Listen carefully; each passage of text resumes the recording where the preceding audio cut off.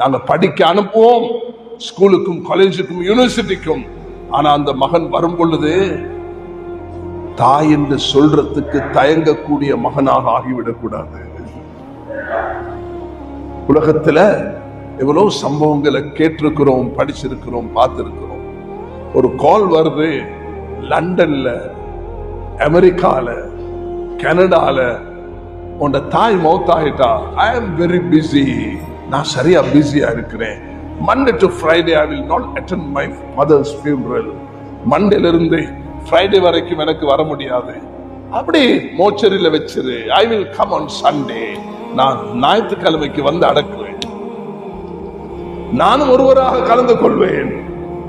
தாயாக இருந்து பாலூட்டி ஈமானுடன் வளர்க்க முயற்சி செய்த அந்த தாய்க்கு கிடைச்ச பாக்கியம் இதான்.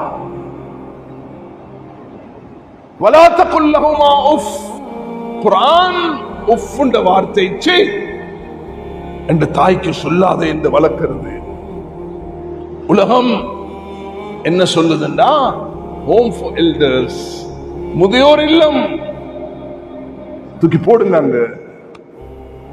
எத்தனையோ டாக்டர்களாக வந்தவர்கள் இலங்கையிலையும் அந்நிய நாடுகளிலையும் தகப்பன் தாய் என்று சொல்றதுக்கே தயங்கினவர்கள் ஏறார்கள். அன்பு வாலிபர்களே, தாயுடைய கால் பாதத்தை கீழ் சொர்க்கம் என்றால், அன்பு யோதி சகோதரிகளே, தாயுடைய கால தான் சொர்க்கம் என்றால், இன்றைக்கு நீங்க ஒரு வாலிப பெண்ணாக இருப்பீங்க, நாளைக்கு நீங்க மனைவியாக மாறுவீங்க, நீங்க தாயாக மாறுவீங்க என்றது மறந்துவிட வேண்டாம். அடிச்சான் வாப்பாக்கு ஒரு அரை கண்ணத்துல, எல்லாரும் சூழ்ந்தார்கள். வாப்பாக்கு அடிச்சானே மகன் என்று ஒரு முதியவர் எட்டி பார்த்துட்டு சொன்னாரா, ஓஹோ இவரா வாப்பா, இவருடைய வாப்பாக்கு அடிச்சா. கமா ததீனு துதானு. இன்னைக்கு நீ எப்படி நடந்து கொள்வியோ அப்படிதான் உன்னோட நாளைக்கு நடந்து கொள்ளப்படும். தப்பிச்சு ஓட முடியாது.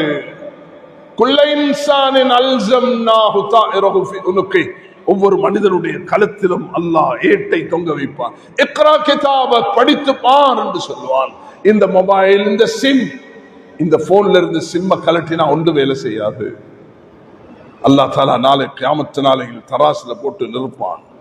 படம் பார்த்தமா, 2-3 வயசு பிள்ளையும் உம்மாட மொபைல் போனை கையை தேய்ச்சி உம்மா படுத்து கொண்டு இருக்கிறா. இன்றைக்கு அதை செய்ய படிச்சிருச்சு.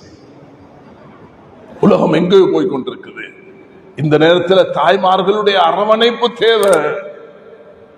தாயுடைய பாசம் மட்டுமல்ல, பாசத்தினால் பாவத்துக்கு இடமளிக்கக்கூடிய தாய்களாக மாறிவிடக் கூடாது.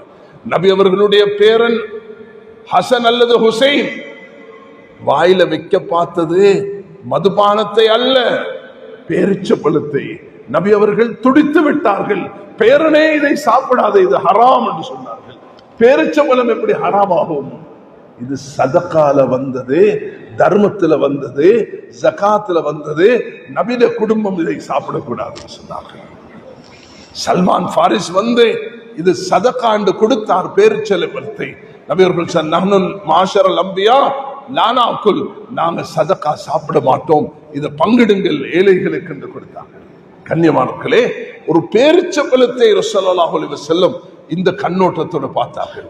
அதனால் சிறு வயதிலிருந்தே எங்களுடைய குழந்தைகளை அந்த பக்குவத்துடன், அந்த பராமரிப்புடன் நாம் வளர்த்தால் தான் அந்த இலக்கை அடைய முடியும். சிரமம் அல்ல, நேரம் கொடுக்க வேண்டும் தாய்மார்கள், நேரம் கொடுக்க வேண்டும் பெற்றோர்கள், குழந்தைக்கு நேரம் கொடுக்க வேண்டும்.